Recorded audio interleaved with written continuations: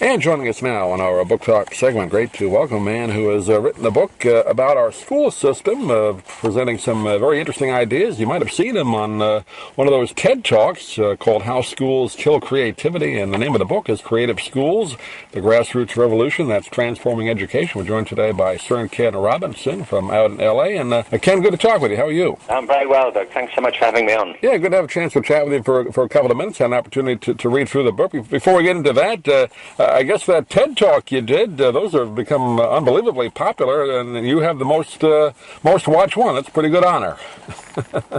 Well, thank you very much. Yeah, it's been very widely seen. It's been viewed online about 32 million times, but it gets shown at events all around the place as well, so we think it's been seen by many more people than the actual number tells you. Yeah, but it's interesting, Doug. It's been seen in 150 countries, and it's a talk about the need to help schools become more creative. And so it's not just a domestic issue here in the U.S. It's obviously hit some kind of global nerve, and I'm very pleased about that because I think it's a very important matter. And just to clarify again for the people listening, your background is in education. You were, I guess, head of a college over in the U.K., and that's been your career. And just on a personal note, Ken, you talk about it in the book. I was happy to see about the Waldorf School. I went to one of those up in Long Island, Garden City, so which stresses the creativity part of the education. So I was happy to see that.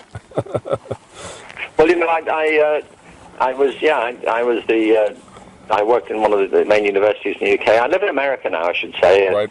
I've been living here for about 15 years.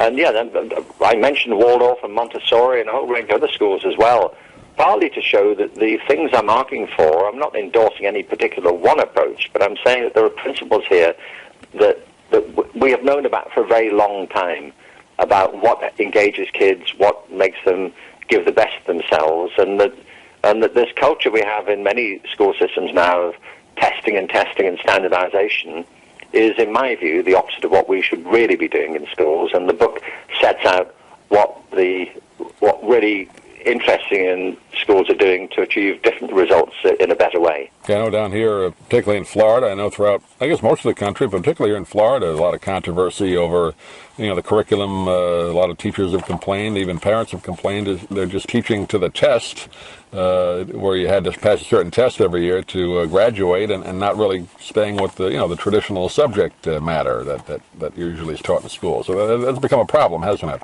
I think it's a big problem. I mean, I'm not talking about the need to raise standards. I mean, of course we need to raise standards in schools. Why would you lower them? I mean, that's true everywhere. Every country in the world is trying to raise standards, but we have to think hard too about what education is for. This is a big undertaking. It's a multi-billion-dollar enterprise, and it has all kinds of complicated functions. And the problem, I think, is that in America, if I can say so, and I've lived here long enough and traveled enough around the country and spoken to enough people to feel confident in saying it, America has gone down a road of relentless testing, often rather narrow multiple choice testing in languages, in math, and some in science. And it's gone on for over 10 years since No Child Left Behind came out. It has its roots in A Nation at Risk almost 40 years ago. And it hasn't worked. Standards in these areas haven't really improved in anything like the way that people thought they might. In the meantime, we still have high levels of non-graduation, high levels of disengagement, all kinds of social problems in many schools. Parents are concerned. We have growing youth unemployment. Graduates are increasingly being unemployed. So, it's a definition of madness, isn't it? If you keep doing the same thing and it's not working, why would you keep doing it? And there is a better way to think about education. There are more innovative ways of going about it. And many schools in the country are doing exactly that. And so after I did the TED Talks, people said to me, well, so what's the answer? And, well, I've been in this field a long time, and this book is a response to that question of what do we do? And it sets out in some detail, and I hope interestingly, what parents can do, what schools can do, what teachers can do, and indeed what they are doing. It's not a theoretical book. It's a book of practical examples of a different and a better way to do this. Yeah, you talk about one particular school, I believe it's in Georgia, right, that had been really in bad shape and really in an area not a lot of people with much money, but I guess a new principal came in and kind of changed the way the school operates to kind of what you talk about, being more creative and more student-focused, right?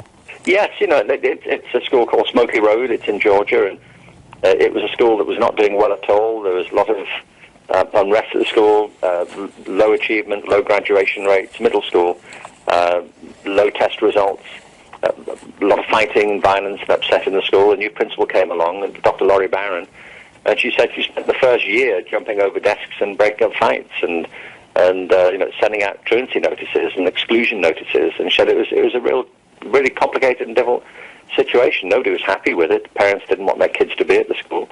But she and the faculty there and the board, they turned it round over the course of several years. They did it by realizing they had to engage these kids individually. That the assumption is that kids do want to learn, they do want to make the best of themselves and have a proper life, but they need the opportunities, and the way to engage them is to find out what they're interested in and what they're good at.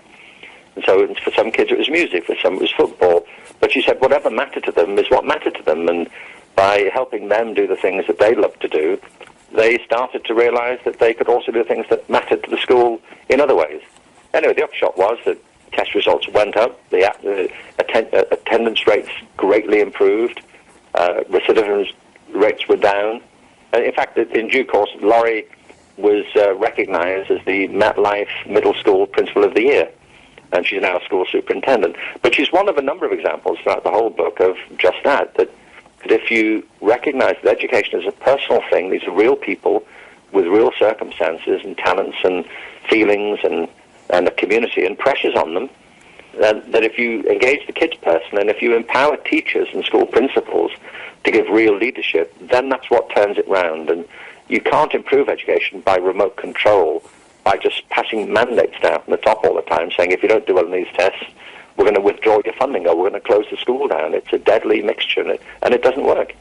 Yeah, that is one of the issues with the bureaucracy you deal with, a lot of politics you deal with school boards and all that. So that's the biggest obstacle to overcome. I think students and teachers would want this, but it's that bureaucracy sometimes that makes it hard to make the change, right?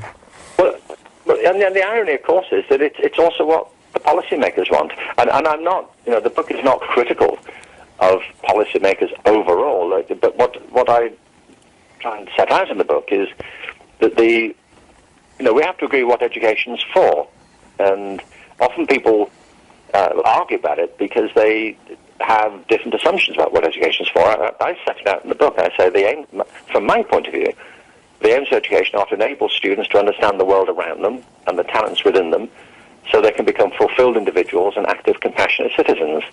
That, to me, is a reasonable summary of what we hope for from schools. But if people want something else, then they should say that's what they want. But if that is what we want, then it means we need a culture in schools that makes that happen. You need a broad curriculum. You need more informative systems and supportive systems of assessment. You need to recognize that improving teaching is the key to improving schools. So you need to support teachers properly. You need to engage parents properly. And so there are all kinds of things that we know actually do work.